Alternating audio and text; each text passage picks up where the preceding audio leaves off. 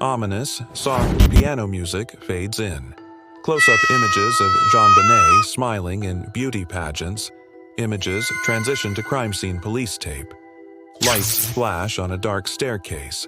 An up-close gavel strikes a wooden block. Cut to black with the sound of a ticking clock. Hello, I'm here to tell you about the night everything changed. December 1996.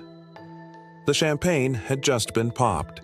A Christmas tree shimmered in the Ramsey house. All was well in the life of JonBenet Ramsey. She was the bright, vivacious 6-year-old whose world revolved around pageants, pet poodles, and her parents, John and Patsy. At least, that's what everyone saw. But maybe the reality was much different than the glittery picture being painted. You be the judge. This is my channel. Transition. Footage of John and Patsy walking hand in hand on a red carpet. Upbeat music playing. Christmas morning arrived. The Ramseys awoke in their luxurious Boulder, Colorado home. Headlines about their daughter's upcoming pageant were strewn about. JonBenet was preparing for the biggest event of her young life. That evening, a gala where she could finally snatch the coveted title of Little Miss Christmas. But then, just like that, a storm cloud rolled into paradise. The Ramseys got a call. A woman claimed to have abducted JonBenet. She wanted $118,000, the same amount John had received that week as a bonus. The message was bizarre, theatrical. The kidnapper knew details about the family. They knew things only someone close to the Ramseys would know. Soon, a ransom note lay sprawled across the kitchen table, written in bold letters. It read, "We have your daughter. If you want to see her alive again, follow our instructions." For the moment, it seemed like an insane nightmare.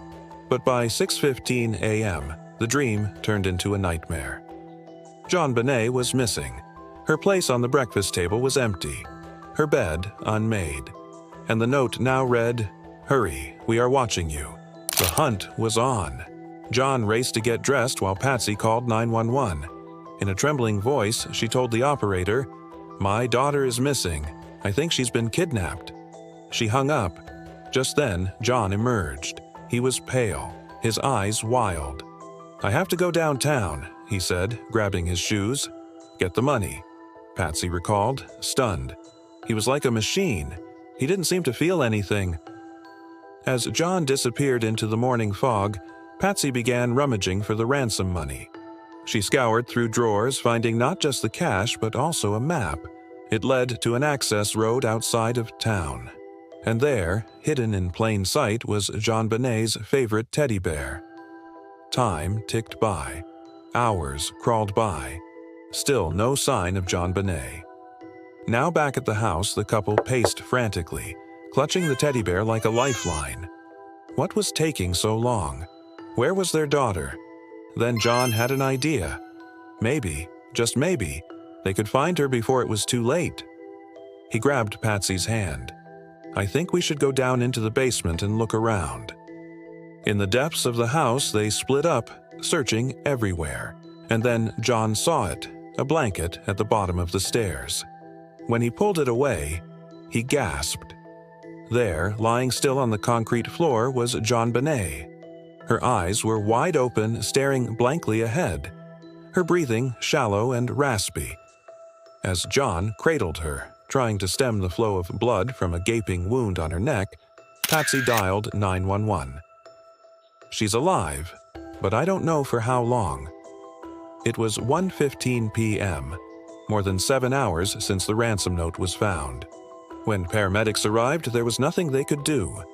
JonBenet was pronounced dead. Transition from upbeat pageant music to somber piano melody, from glitter and tinsel to flashes and forensics. The investigation went nowhere fast. Police called the death suspicious, but with no solid leads or suspects, the case stalled. Soon, speculation swirled, accusing fingers pointed.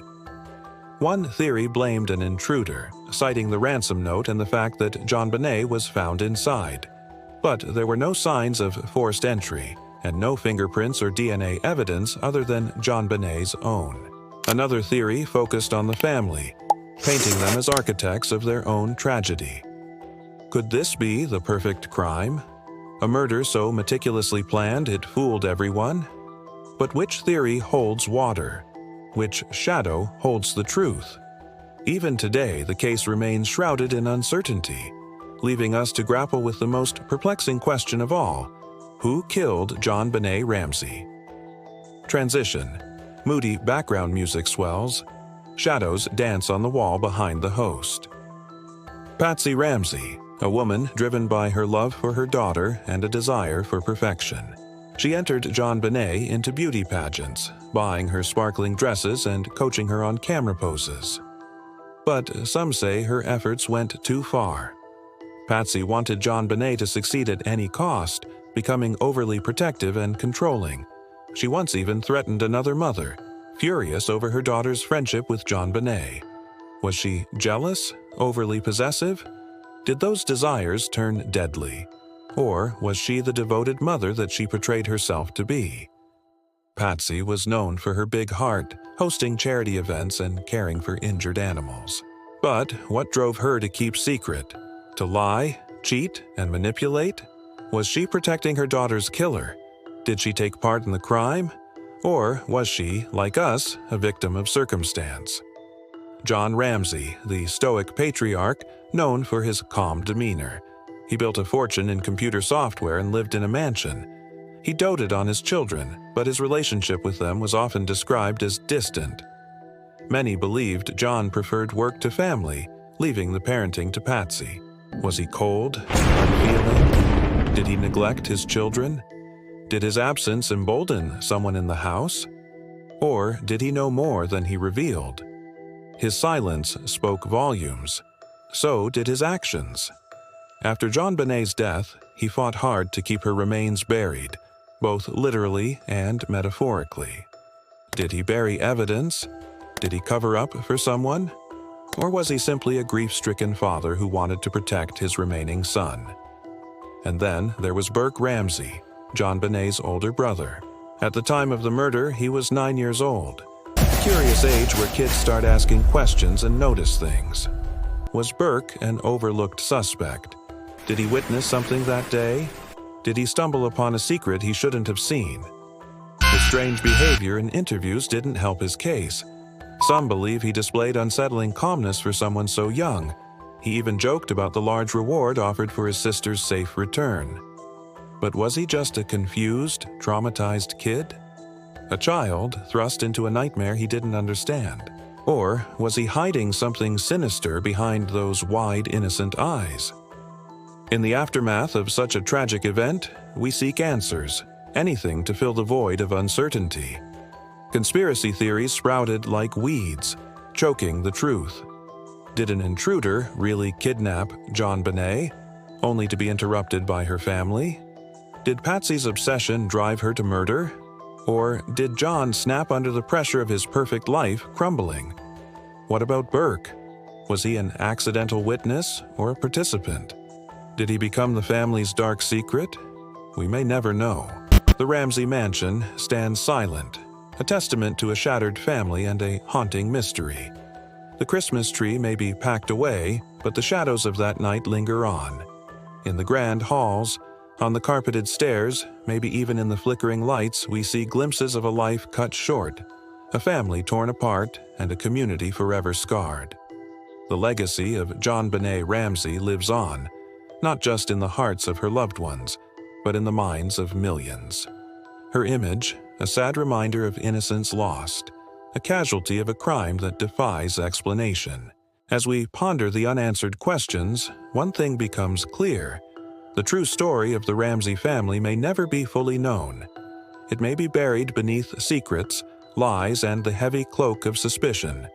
The house may be quiet now, but the whispers of that night echo through the corridors of our memory. They ask the same question we've been asking all along. Who killed JonBenet Ramsey? Maybe some secrets are best left buried, some truths too dark to see. The Ramsey case, a chilling reminder that sometimes the darkest shadows come from the brightest homes. Final shot, the Ramsey family home with text superimposed over it reading, "The End." Or is it? Thank you for watching. Subscribe if you dare, and remember, the scariest stories are the ones that aren't over yet.